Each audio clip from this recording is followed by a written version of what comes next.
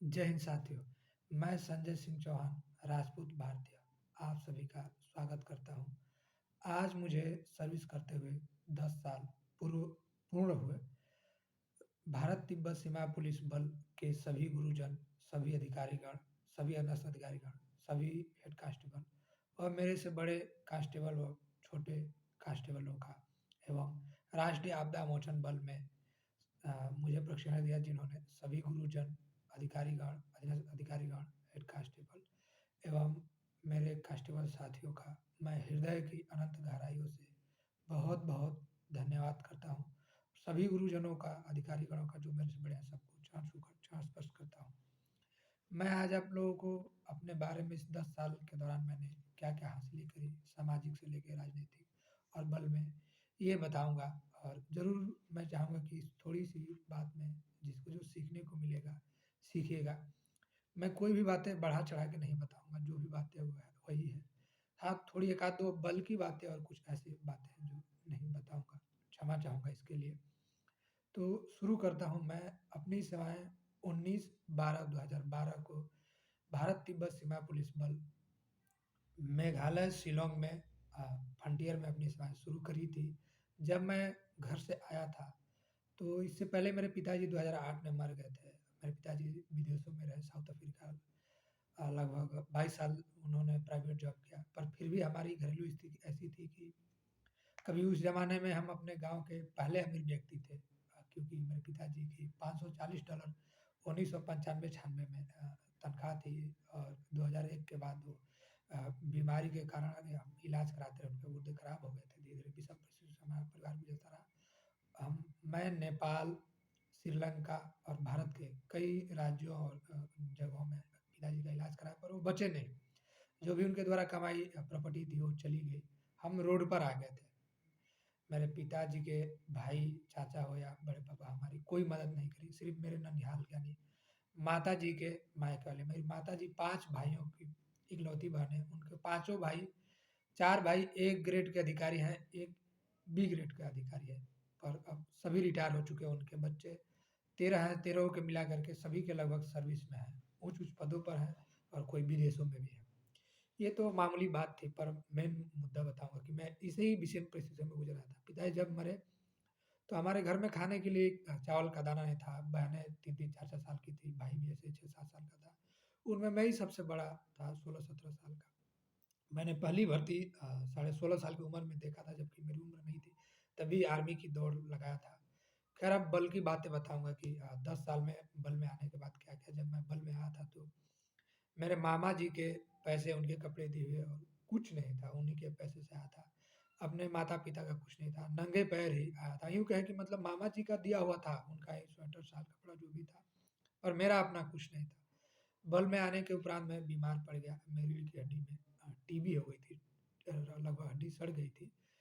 10वीं वाहिनी आईटीबीपी में केबिन से मुझे लगभग साढ़े 8 लाख रुपए मिले थे, जो जवानों ने मुझे चंदा इकट्ठा करके और कुछ अधिकारियों ने दिया था, क्योंकि मैं उस समय रिक्रूट था। इसलिए इस तरह से मुझे पैसे दे करके दिल्ली में प्राइवेट हॉस्पिटल अपोलो में इलाज हुआ। फिर उसके बाद धीरे-धीरे अपने बेस हॉस्पिटल में उसी डॉक्टर अ, पवन जी जो हैं, उन्होंने मुझे लास्ट में ठीक किया, अपने ही बल के हैं। और दुर्भाग्यवश ट्रेनिंग सेंटर में मेरा 2015 में मेरा खड़े रस्से से गिर गया था, तो मेरी रीढ़ की हड्डी खराब हो गई। फिर इलाज चला और फिर पैसे ऐसे ही मुझे मिले और अपनी वेतन से कुछ मामा ने सहयोग किया था, ठीक हुआ। मुझे बल से निकालने की 3-4 बार बोर्ड बैठाया गया, पर अधिकारियों ने मेरी घरेलू और मेरी स्थिति को जानते हुए मुझे नहीं निकाला और मैं 3 बार प्रशिक्षण में असफल रहा। चौथी बार मुझे प्रशिक्षण के लिए श्री सेनानी महोदय बलजिंदर सिंह जी ने अलौर राजस्थान सीटीसी में भेजा और वहाँ मैं 450 बैच में प्रशिक्षण प्राप्त किया। मैं यूँ कहूँ कि राजस्थान की जो मिट्टी रेतीली लोग बोलते हैं, विभिन्नताओं में एक है राजस्थान की खूबियाँ। वहाँ मैंने प्रशिक्षण प्राप्त किया। राजस्थान में सभी गुरुजन, प्रशिक्षण देने वाले मुझे अधिकारी, अधीनस्थ अधिकारी और गुरुजनों को मैं चरण छूकर चरण स्पर्श और वहाँ सभी कार्यरत लोगों का नमन बंदन करता हूँ। और उस मिट्टी का भी मैं नमन करता हूँ, जो राजस्थान की मिट्टी, रेत नहीं चंदन है वो। तो मैं अभी भी मुझे मौका मिला, मैं उसको माथे से लगा के रखा, क्योंकि मेरे लिए वो चंदन है। अब बल में रहते हुए मेरे 7वाँ ट्रांसफ़र राष्ट्रीय आपदा मोचन बल में हुआ है। विभिन्न प्रकार जब हमें अपनी मैं सेवाएँ दिया, एक जगह गलती के दौरान मुझे सेनानी महोदय ने दंडित भी किया, जो मेरे हित के लिए ही किया और मैं बखूबी समझा। मैं बल में रहते हुए ही अब अपने परिवार का भरण-पोषण किया। दादी जी हैं, मेरी माताजी, 2 भाई और बहन। 2015 में मैंने खुद शादी करी बल के ही कमाई से। जब मेरे परिवार में कुछ नहीं था तो परिवार को मैं अपने सबको पढ़ाया-लिखाया। मेरी 2 छोटी बहनें हैं, सबको बीएससी मैथ से कराया और उसके बाद में बीएड कर रही हैं। भाई भी मेरा ग्रेजुएशन किया बीए से और एलएलबी कर रहा है। और अब मैं जब शादी किया तो मेरी श्रीमती जी मात्र ग्रेजुएशन थी। उन्होंने कंप्यूटर से सॉफ्टवेयर इंजीनियरिंग का कोर्स किया 2 साल का। उसके बाद में फिर उन्होंने सामाजिक कुरीतियों को देखते हुए एलएलबी किया और वर्तमान एलएलएम कर रही हैं। और वो गाज़ीपुर ज़िले की अधिवक्ता हैं। उन्होंने समाज के पीड़ा को देखते हुए 2019 में लोकसभा का चुनाव लड़ा था। उत्तर प्रदेश में बलिया एक ज़िला है, वहाँ से जिसका नंबर है 72। और मेरा भाई भी इसी से प्रेरित होकर के नरेंद्र सिंह चौहान जी ने आम आदमी पार्टी से उत्तर प्रदेश में एक ज़िला आजमगढ़, वहाँ विधानसभा है 346 मुबारकपुर, वहाँ से उन्होंने चुनाव लड़ा दमदारी से। आम आदमी पार्टी ने दोनों लोगों को सम्मान देते हुए सीमा जी को आरटीआई प्रकोष्ठ का प्रदेश उपाध्यक्ष बनाया था और वाराणसी मंडल का प्रभारी। वर्तमान में दोनों पद उनके पास नहीं है और महिला विंग में उनको पद दिया जा रहा है पर वो ले नहीं रहे हैं। ऐसे ही नरेंद्र सिंह चौहान जी को आम आदमी पार्टी द्वारा अम, विधानसभा जहुराबाद प्रभारी और अध्यक्ष बनाया गया है। ये सब मेरी नौकरी और मेरी मेहनत का और बल के गुरुजनों का, अधिकारियों का बार-बार मेरे से बात करना, बताने का नतीजा है, अन्यथा मैं भी अन्य की तरह रोडों में भड़क जाता या भटक जाता। मेरी बहनें दोनों ही पीजी कॉलेज में पढ़ी, जो ज़िले का टॉप 10 विद्यालय होता है और मेरा बेटा भी वर्तमान में ज़िले का जो टॉप 10 विद्यालय है, साफेज पब्लिक स्कूल, उसमें पढ़ रहा है। पढ़ने में अव्वल है, यूँ कहूँ कि प्राकृतिक देन है उसमें जो गुण दिख रहा है। मैं बढ़ा-चढ़ा के नहीं बोल रहा। अब मैं थोड़ी-थोड़ी और बातें बताऊँगा सामाजिक। दोनों मेरी बहनें मंडल स्तर की, एक बहन कबड्डी की खिलाड़ी है। कंप्यूटर का बेसिक दोनों बहनों को ज्ञान है और लगभग शहर में उनको रख के मैं पढ़ाई-लिखाई करा रहा। भाई की भी ऐसे ही। माताजी और दादी जी की देख-रेख भी। दादी जी मेरी लगभग 90 साल की हैं, मेरे चाचा और बड़े पापा ने अपने पास नहीं रखा। मैं 2008 से ही दादी जी को निस्वार्थ भाव से, जब बात माता-पिता की आती है रखने के लिए या दादा-दादी की, तो लोग बोलते हैं कि ज़मीन दे दो, थोड़ा ऐसा-वैसा खेत या पैसे लेकर के गल्ला कुछ लगा देते हैं। पर हमने ऐसा कुछ नहीं लिया, निस्वार्थ भाव से बिल्कुल अपनी माता ही मान करके उनकी सेवा, दवा वगैरह जो भी कराना। इस दौरान मैं अपने परिवार के सभी सदस्यों को राजस्थान में जयपुर, बीकानेर, जैसलमेर, जोधपुर, अ, अजमेर ये सब घुमाया। इसके बाद में दिल्ली, आगरा, पंजाब, बाघा बॉर्डर, अमृतसर, वैष्णो माता, जम्मू कश्मीर और बनारस के तीर्थ यात्राएँ कराई, लखनऊ वगैरह घुमाया है। और उनसे पूछता रहता बार-बार कि आप कहाँ घूमना चाहते हैं? तो वर्तमान में भी उन्होंने मना किया। पर जहाँ उनकी इच्छा होती है मैं ले जाता हूँ, दार्शनिक या धार्मिक जो भी हो। और हमारा परिवार मेरी ही बदौलत, यानी जब पिताजी मरे थे या मैं नौकरी में आया था तो कुछ नहीं था। अब इस नौकरी की बदौलत ही मैं इनको राजनीति में लाया, समाज में चेतना जगाई। मैं नौकरी से पहले भी सामाजिक लोगों से जुड़ा रहा और नौकरी में आने के बाद जब थोड़ी स्थिति मजबूत हुई, तो समाज की दयनीय स्थिति को देखते हुए मैं अखिल भारतीय विस्थापित क्षत्रिय राजपूत महासंघ की स्थापना की। जैसा कि आप सबको ज्ञात है कि पूर्वांचल का चौहान विस्थापित क्षत्रिय है, लेकिन दुर्भाग्यवश वो कोई ओबीसी में है, कोई कहीं एससी में है।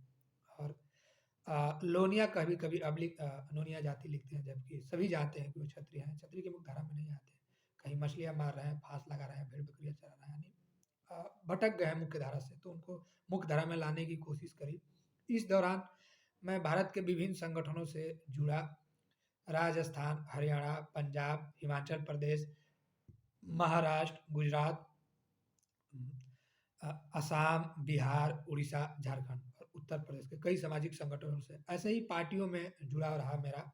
कई नेताओं से, समाजवादी पार्टी के राष्ट्रीय स्तर के नेताओं से, बहुजन समाज पार्टी के प्रदेश स्तर के नेताओं से, कांग्रेस पार्टी के राष्ट्रीय स्तर के नेता और प्रदेश स्तर के नेताओं से, आम आदमी पार्टी के राष्ट्रीय और प्रदेश स्तर के नेताओं से, भाजपा के प्रदेश एवं राष्ट्रीय स्तर के नेताओं से और लगभग पूर्व मंत्री, वर्तमान मंत्री, कैबिनेट मंत्री, राज्य मंत्री, सांसद, विधायकों से संपर्क रहा। आज भी है सभी पार्टियों में और बखूबी उन लोगों का प्यार मिलता है। और जब भी मुझे मौका लगता है छुट्टी के समय में मैं गाँव में या सामाजिक कार्यों में लिप्त रहता हूँ।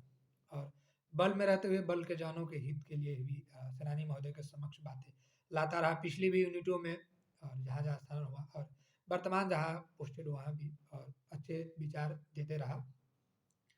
बल में रहते हुए या सरकारी सर्विस करते हुए ही या यूँ कहें कि गुरुजनों के आशीर्वाद से मैंने अपने गाँव के लिए, लोगों के लिए खेल-कूद, अस्पताल, श्मशान घाट, कब्रिस्तान, विभिन्न प्रकार की जो मूलभूत सुविधाओं की ज़मीन होती है, वो सरकार से माँगा और लड़ाई करी। लगभग 13 मुकदमे लड़ा, हाई कोर्ट तक गया, चकबंदी आयुक्त तक गया, मुख्यमंत्री के पास गया और मंडल में गया, सब जगह लड़ाइयाँ लड़ी और लगभग 20 एकड़ से ऊपर ज़मीनें अवैध जो थी कब्ज़ा खाली कराया और ऐसे ही लगभग कुछ और अवैध ज़मीनें थी, जो ग्रामीण के और गाँव के विकास के लिए दिया।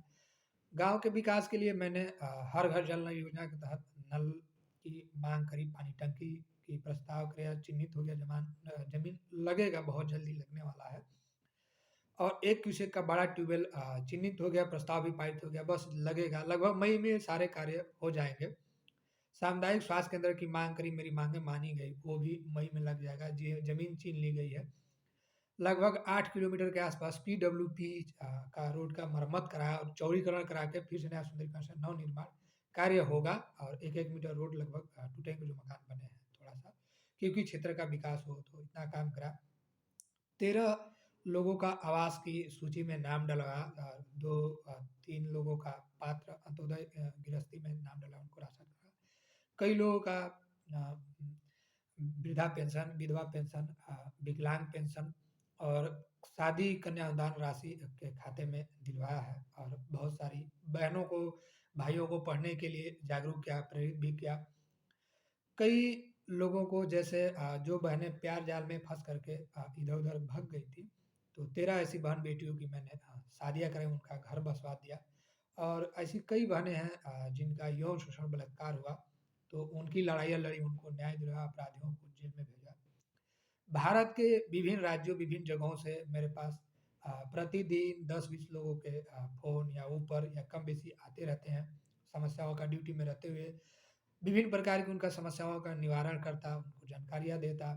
ज़्यादातर शिक्षा से संबंधित, राजनीति से संबंधित और बहुत ऐसी चीज़ें कानूनी जानकारियाँ देता, उनकी मदद करता और आगे भी करता रहूँगा। ये सब भारत तिब्बत सीमा पुलिस बल में हमारे गुरुजन, अधिकारीगणों के आशीर्वाद से हुआ। मैं अपनी उपलब्धियों में स्वयं शादी करी नौकरी के दौरान और उसके बाद में नौकरी से ही मैंने मकान बनाया, एक जगह में नींव दे रखी है 2 बिस्वे में, यानी आधा मंडा में और एक जगह 2 मंडा में मकान बनाया यानी 4 बिस्वा में मकान बनाया है और घरेलू जो भी सुविधाएँ होती है, एक शहर में जो रहती है मूलभूत सारी सुविधाएँ ग्रामीण क्षेत्र में होने के नाते मैंने अपनी माता, भाई-बहनों को दिया है।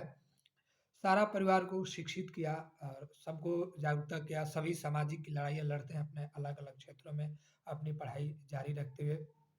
हम भी लड़ते हैं। लोगों के मन में एक भ्रांतियाँ रहती है कि फौजी आदमी हरामी होता, पागल होता, मूर्ख होता, शराब पीता, गजेड़ पर ऐसा कुछ नहीं है। 95% लोग शराब, बीड़ी, गुटखा का ऐसा सेवन नहीं करते हैं, 5% जो थोड़े बहुत पुराने लोग रह गए हैं, वही है। जिसमें एक मैं ऐसा व्यक्ति हूँ कि बचपन से कभी मुझे याद नहीं कब चाय पिया होगा, उसके आज तक कभी चाय नहीं पी, मदिरा का सेवन किसी प्रकार का कुछ नहीं किया। तो ऐसा कुछ नहीं है बल में भी बहुत बढ़िया देश प्रेम देश सेवा करने का सुनहरा मौका है, जैसे मुझे भी मिला। मैंने आपको वीडियो में बताया कि मैं विषम परिस्थिति से उठा, सबको पढ़ाया-लिखा, घर में सबकी सेवा करी, सबको खुश रखा। भाई को राजनीति के साथ-साथ पार्ट टाइम के लिए देसी पोल्ट्री फार्म भी खोला है ताकि वो अपनी राजनीति भी कर सके और व्यवसाय भी चला सके। बेहतरीन फार्म चल रहा है, सब कुछ ठीक है, तो वो सिर्फ़ बल में रहने के हुआ है और सभी गुरुजनों ने मुझे दिया है, सिखाया है कदम-कदम पर कि दुश्मनों से कैसे लड़ते हैं, दुश्मन देशों से कैसे लड़ते हैं, कैसे दुश्मनों की चाल को पहचानते हैं क्योंकि राजनीतिक कार्य करते हुए, सामाजिक कार्य चलते हुए मुझे गाँव के भी लोग या अन्य जगहों से कई बार लोगों ने जान से मारने की धमकियाँ दे चुके हैं, फ़ोन से कोई सामने भी रह कर के। बहुत विभिन्न प्रकार की बातें आती रहती, पर मैं इन चीज़ों से डरता नहीं क्योंकि दुर्भाग्यवश मैं बताया जैसा कि 4 बार प्रशिक्षण प्राप्त किया, तो बहुत सारी चीज़ें हैं कि और बेहतर जवानों से बहुत कुछ बेहतर सीखा और जानता हूँ और आगे भी सीखूँगा और बहुत सारी समझ-बूझ की चीज़ें मेरे अंदर में 2018 में जो है कि अपनी तैयारी शुरू करी थी। भारत की सबसे मजबूत या यूँ कहें कि एक अच्छी प्रशासनिक सेवा के लिए है यूपीएससी जिसको बोलते हैं, लोक सेवा आयोग की। उसमें मैंने 2 पेपर दिए, दोनों में ही फ़ेल रहा और इसके बाद में मैंने पीसीएस के भी पेपर दिए राज्य के, उसमें भी फ़ेल रहा। फिर मैंने सहायक सेनानी के पद पर यानी कंपनी कमांडर के पद पर यानी ये हो गया कि सीपीयू के थ्रू देते हैं जो असिस्टेंट कमांडेंट बनते हैं, उसमें मैं मुख्य पेपर में सेकंड में तीसरे नंबर से अंग्रेजी के विषय में असफल रहा और मुझे गर्व है मेरे गुरुजनों पर या यूँ कहें कि बल में ही एक अधिकारी थे, उनकी पुत्री ही मुझे देखी थी, तो उन्होंने मुझे यूपीएससी की तैयारी करने के लिए प्रेरित किया था। इससे पहले भी किसी ने कहा था, पर मैं उस समय नहीं कर पाया था, आगे से आर्थिक स्थिति नहीं थी। तो आर्थिक इस कारण मेरी एजुकेशन छूट गई थी और लगभग 14 साल बाद मैं उस समय भी बीएससी कर रहा था, पर मेरी पढ़ाई नहीं पूरी हो पाई थी आर्थिक स्थिति के कारण। तो 14 साल बाद मैंने ग्रेजुएशन 2021 में पूर्ण किया और ये पेपर दिया था।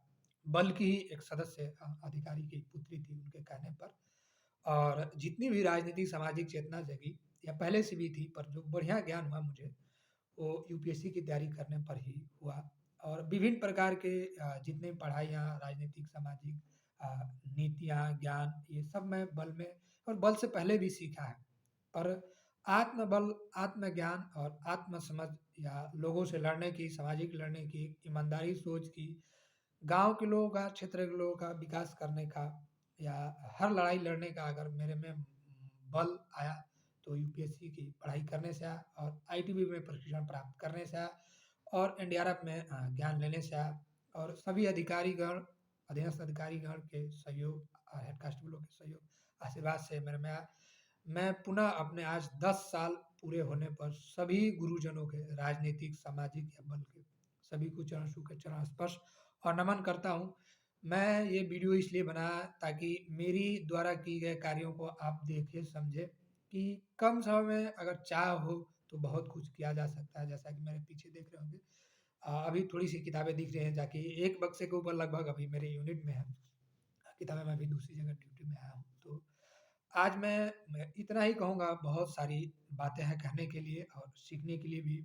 बल में जितने भी लोग हैं, आप लोग भी कुछ न कुछ अच्छा करिए और जो लोग सोच रहे हैं वो भी आइए अच्छा करिए, बहुत बढ़िया प्लेटफ़ॉर्म है। मैं छोटे पद पर कांस्टेबल पद पर भर्ती हुआ क्योंकि मेरी समझ तब इतनी ही थी और शिक्षा भी तब कम थी।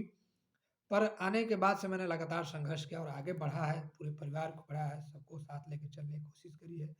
और मेरा गाँव मेरी वजह से क्योंकि मैं अपने गाँव का पहला व्यक्ति था जो किसी भी ज़माने से कोई सर्विस में नहीं था। मैं पहला व्यक्ति हूँ। उसके बाद एक यादव का लड़का हुआ है और किसी भी ज़माने से हमारे गाँव की कोई पहचान या हमारे ग्राम सभा की नहीं थी। हमारे भाई और पत्नी के चुनाव लड़ने से या मेरे पिताजी का अधिवक्ता होने या बहनों के चुनाव लड़ने आने-जाने से हमारे गाँव की पहचान बनी है। पूरे राज्य में राज्य के लोग, मंत्री, विधायक, सांसद जो लोग नहीं ध्यान देते थे, आने जाने लगे हैं। मेरे गाँव में कभी मीडिया नहीं आया था, मीडिया कवरेज बहुत बार हो चुका, बहुत सारी योजनाएँ जो खाद वगैरह नहीं आते थे, आने शुरू हो गए। यानी विभिन्न प्रकार की सुविधाएँ जो नहीं थी मूलभूत, वो लगभग यूँ कहें कि जैसे लोग कहते हैं कि अभी विकास की नैया बही है, मैं ऐसा नहीं कह सकता, पर ये है कि एकाएक जहाँ भूखे लोग मर रहे थे, वहाँ भरपेट अनाज दे दिया, ऐसा करके हमने गाँव का विकास और आस-पास के क्षेत्रों में विकास किया है। 4 रोडवेज़ हमने रसना बलिया से चलवाई है, बहुत सारी चीज़ें दी है। तो ये लंबी वीडियो हो रही मैं जानता हूँ, क्षमा चाहूँगा पर आज फिर से 10 साल मेरे पूर्ण होने पर मैं अपने सभी गुरुजन, अधिकारीगण, अधीनस्थ अधिकारीगण, हेड कांस्टेबल और दोनों बलों में जिन्होंने मुझे प्रशिक्षण दिया, मुझे साथ दी, मेरे ऊपर अपनी छाया दृष्टि बनाई रखी, सारे अधिकारियों को मैं चरण छूकर चरण वंदन नमन करता हूँ। जय हिंद, जय भारत।